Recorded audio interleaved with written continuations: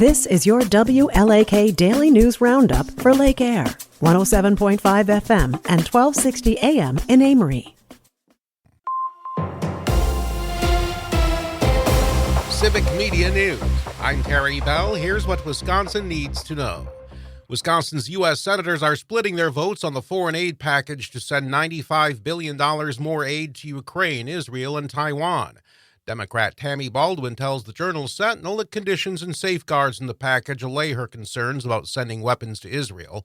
Ron Johnson says he voted against it for a lack of meaningful reforms on the U.S. southern border. Wisconsin schools are turning to restraints and seclusion less often. The Department of Public Instruction says cases were down about 8% last school year. Tim Pirenboom is a DPI psychologist. It's only supposed to be used as a last resort when the student's behavior presents a clear, present, imminent risk to physical safety. Pirenboom says it happens most with elementary schoolers with disabilities. Frequent use of seclusion restraint is usually a symptom of larger, more systemic issues, whether that's staffing shortages or lack of proper training for staff members who work with our highest needs students. Pirenboom says most schools report no cases of using seclusion or restraint. Officials from the village of Alloway are urging state officials to close the Green Bay State Prison. They came to Madison yesterday to make their case. State Representative David Steffen points out the Green Bay Prison is 126 years old and overcrowded. Local officials say the prison is a danger to the safety of the surrounding community. The University of Wisconsin's flagship campus in Madison is slipping in the global and national rankings. The Wall Street Journal ranks it 79th. Internationally, UW-Madison has fallen to as low as 102nd in one ranking. Authors of the UW's internal studies say the UW-Madison gets fewer federal research grants. People who need a few $100 in a hurry can take out loans on smartphone apps, but consumer advocates warn of steep hidden costs. Lucia Constantine is with the Center for Responsible Lending. They are trapping consumers in a cycle of borrowing that is similar to that of a payday loan. A bipartisan bill to curb predatory lending in Wisconsin stalled in the last session of the state legislature. Saturday is Drug Take-Back Day in Wisconsin. Law enforcement leaders and health officials are trying to raise awareness about opioids. People can drop off their unused medications at 135 places around the state. I'm Terry Bell, Civic Media News. Now here's what you need to know closer to home.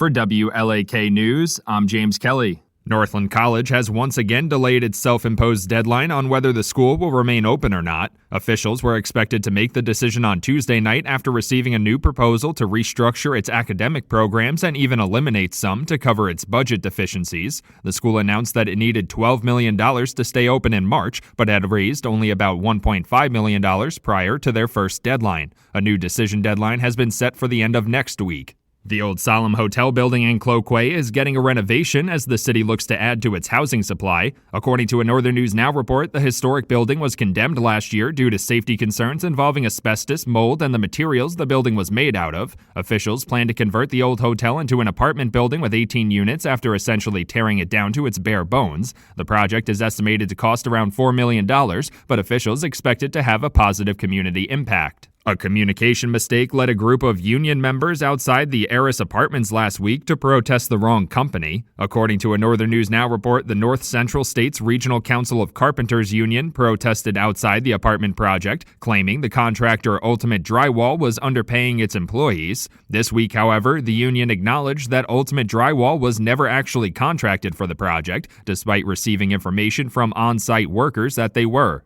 A historic train that has resided in Barnum for years is being sent away. According to a Northern News Now report, the Duluth and Northeastern 280 number 27 has been in Carleton County since 1956. As its condition began to deteriorate, officials decided to give the steam engine away to anybody who could supply the transportation to move it and fix it up. The Wisconsin Great Northern Railroad plans to take the engine after they inspect it to ensure it can be fixed up and added to their fleet, which runs historic train rides in Trago. A highway crash involving a St. Louis County patrol car ended in the arrest of the driver who caused the crash. According to the St. Louis County Sheriff's Office, one of their deputies had pulled over and parked at a crash scene on Highway 169 near Campground Road on Monday when another car crashed into the deputy's patrol car. The driver of the car was arrested and charged with DWI, and a search of the car allegedly resulted in the discovery of illegal drugs. The deputy was not seriously injured in the crash.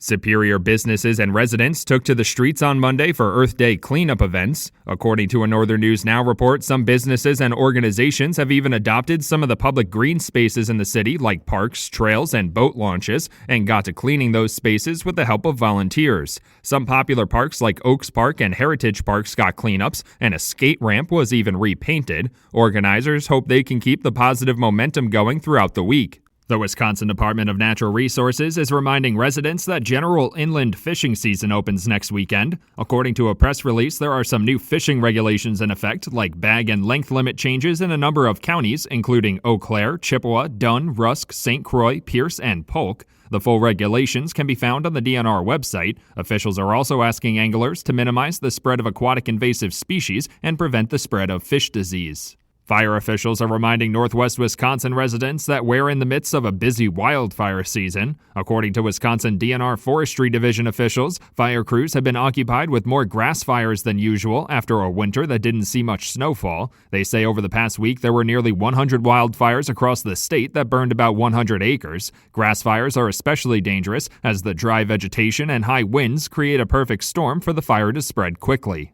And that's what you need to know. For WLAK News, I'm James Kelly.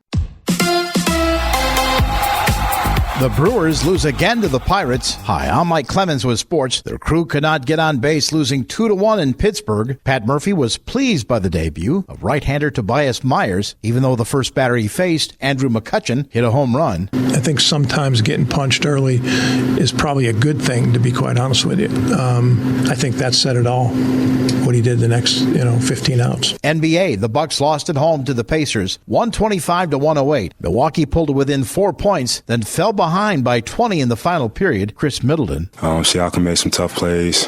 Turner hit some shots.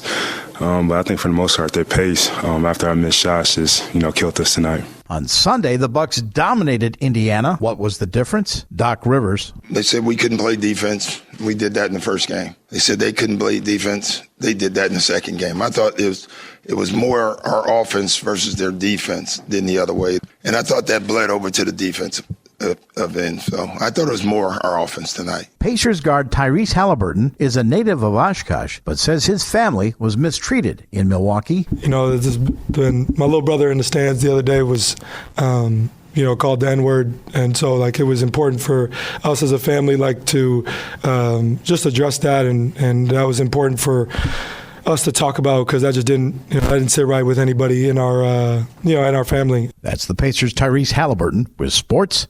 I'm Mike Clemens. On your entertainment beat, I'm Pete Schwaba. 26 years later, Jerry Seinfeld has mixed feelings about the way his sitcom ended. The 69-year-old comedian does not believe in regret, but told People.com that thinking about it still causes mixed emotions.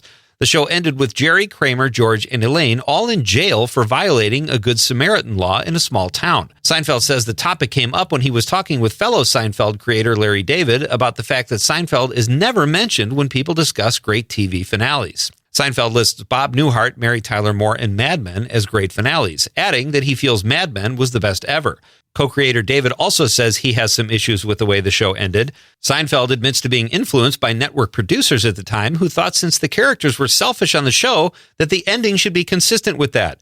The ending might not be perfect, but at least they never jumped a shark. Quentin Tarantino's Pulp Fiction celebrated its 30th anniversary last weekend in Hollywood. Gathering for the celebration were cast members Samuel L. Jackson, Uma Thurman, Harvey Keitel, and John Travolta. The event was held at Mann's Chinese Theater on Hollywood Boulevard and was part of the TMC Classic Film Festival. The film was released in 1994 and was the follow-up to Tarantino's first film, Reservoir Dogs. Anne Hathaway recently talked about making out with several different actors in front of casting directors to see if there was chemistry. Hathaway said she went along with the antiquated practice in the early 2000s because she didn't want to be considered difficult. She said it was really awkward when the producers made it seem like she should be excited to make out with so many different guys in front of them. Hathaway produced and stars in the new film The Idea of You, which will be released May 2nd, and only makes out with people she wants to these days. Director Zack Snyder's Rebel Moon Part 2 debuted in first place on the Netflix Top 10 Most Viewed list. The Green Bay native and Batman vs. Superman director's film scored 21.5 million views since its debut April 19th. But it was actually a weaker opening than his Rebel Moon Part 1, A Child of Fire, which garnered 24 million views in its opening back in December. Woody Woodpecker and What Jennifer Did came in second and third place, respectively. Not only does Hollywood recycle old ideas in films they've already made, now they're remaking films based on board games. Deadline reports that Sony Pictures has purchased the rights from Hasbro to remake the film Clue, which was originally made in 1985. Hasbro recently made a deal with Margot Robbie's company Lucky Chap to make Monopoly into a movie. Personally, I can't wait to see Catchphrase made into a movie, which I'm guessing will just be family members shouting at each other about when the buzzer went off. For more showbiz fun, tune in to Nightlight with me, Pete Schwaba, weeknights from 7 to 9 p.m. on the Civic Media Radio Network.